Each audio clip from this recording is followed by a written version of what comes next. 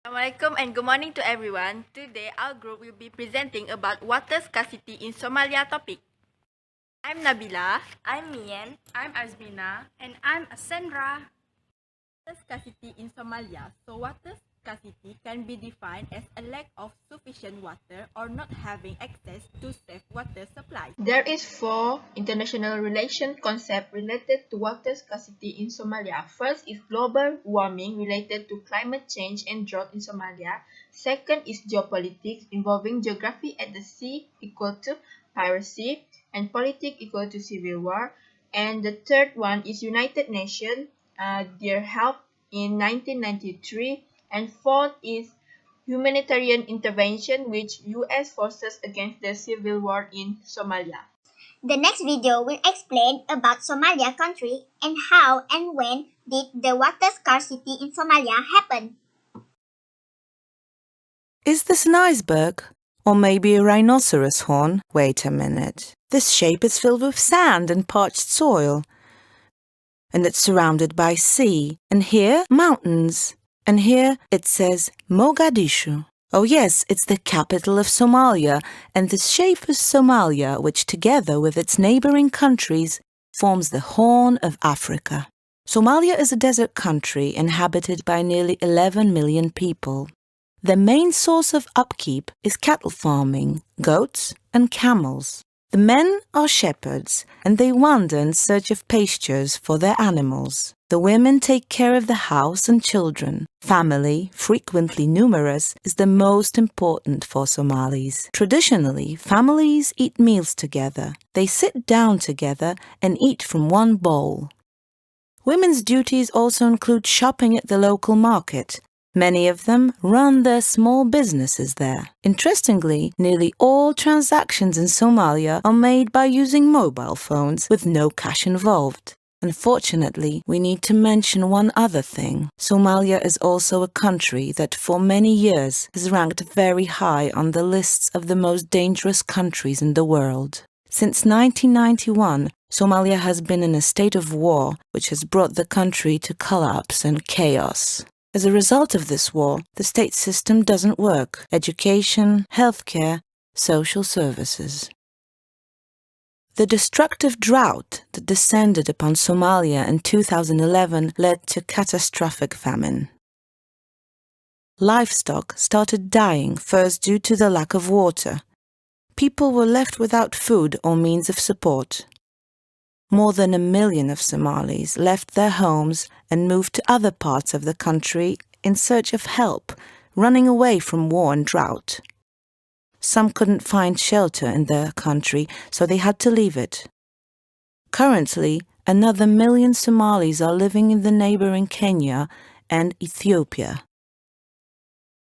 People are forced to live in refugee camps.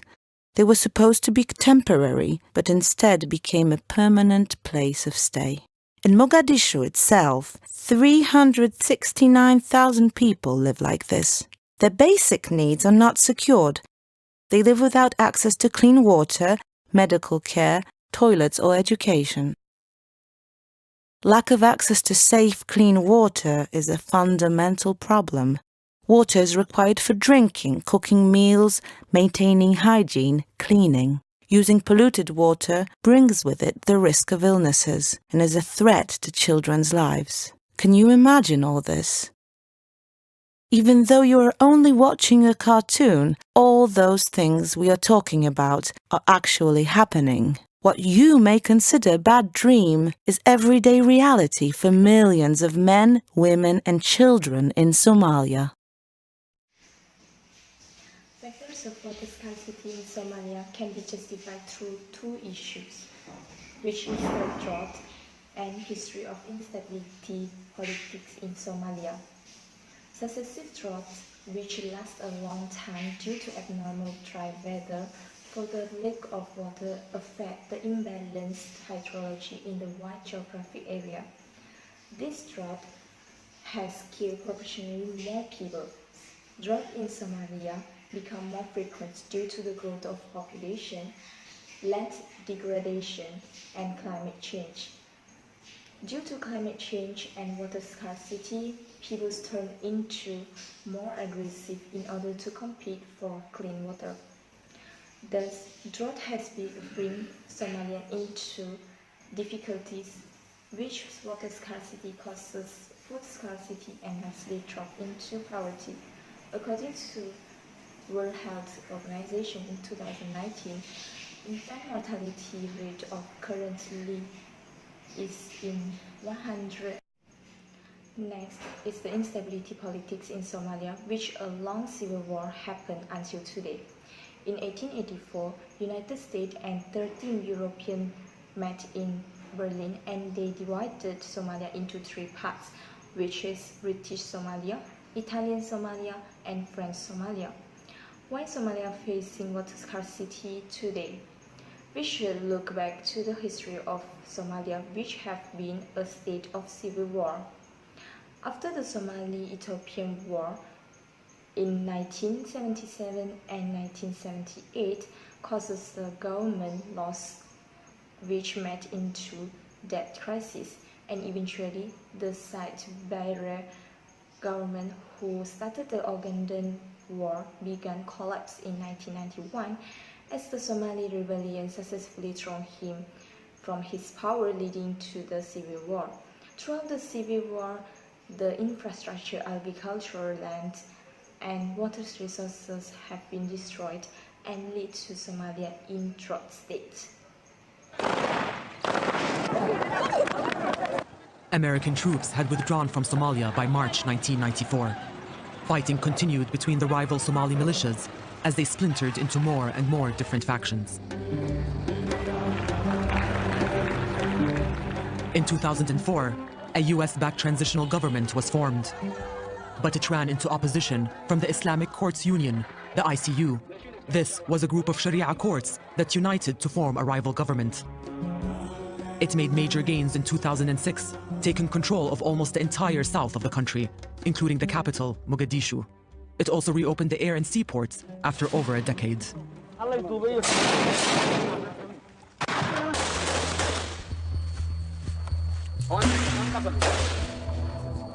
This reinforced the view of many Somalis that AMISOM was an invading force, an occupation by stealth. They also saw Ethiopia as funding clans and sub-clans to sow division and prolong the conflict.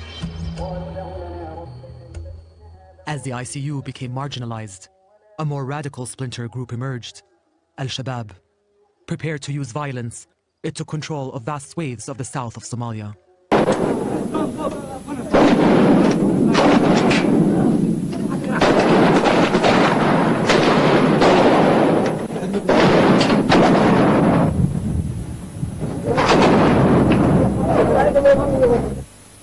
The center of Mogadishu was destroyed in a few days.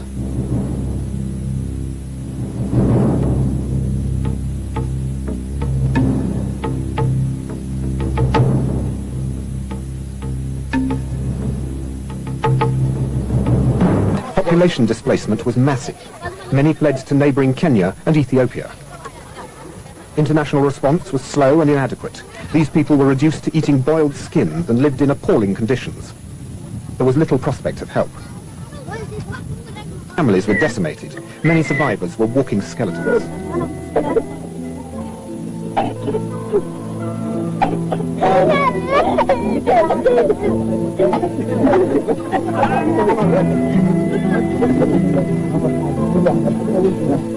In Baidoa, the situation there is very, very bad. You walk out in the morning, it is absolutely no problem to see 10, 15 dead bodies lying around. Unfortunately, it costs money to bury these people. It costs the princely sum of $1 to bury a child in Baidoa, but that is beyond the means of most people. So they're just abandoning them in the hope that somebody else with a few bob in his pocket is going to be able to pay for people to take away the dead bodies and bury them properly. So we're finding people abandoned, buried, with no family, with no mourners, with no friends. Dreadful situation. This little boy's mother had just died, leaving him alone in the world. This baby died in his mother's arms. Water scarcity in Somalia caused the children of the nation have to travel. They have to travel as far as 20 kilometers to collect the necessary quantities of drinking water for their families to survive. The children also should then travel back the same distance with the added weight of the water that they need for all those of the family to use for the day. Besides that, the Somaliland household, such as rural family, has migrated to neighboring areas. For example, Togdir and Buhudal have received good rains. For example, rains typical from October to December. Also, the others move further south to search water and pasture. Then, water scarcity in Somalia caused spread the diseases such as cholera and diarrhea. This was because the water not clean. For example, more than 17,000 cases have been recorded at local cholera treatment center, and the number is supposed to increase. The condition became more worse by the delicate and undernourished.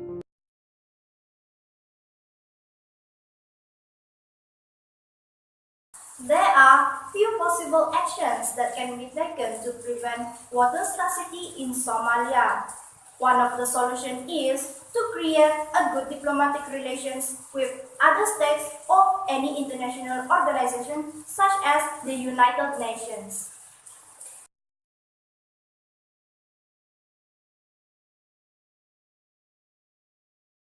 But the Somali cannot depend too much on others. They need to have a few long-term solutions too, in order to be least dependent on other states or organizations. So first things first, the Somalis government needs to be improved.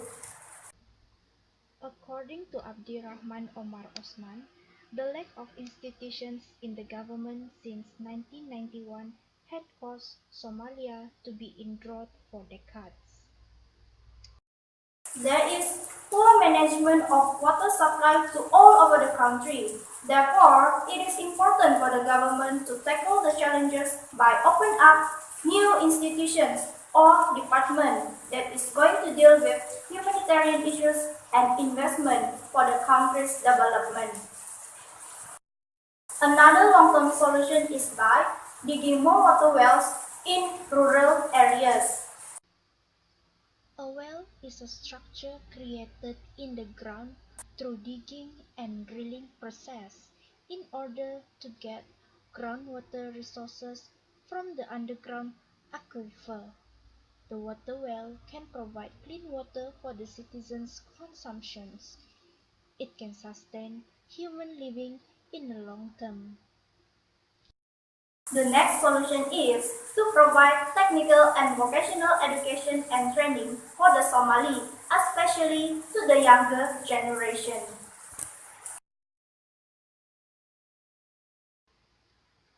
Somalia has always experiencing the damage of waterways due to the civil war.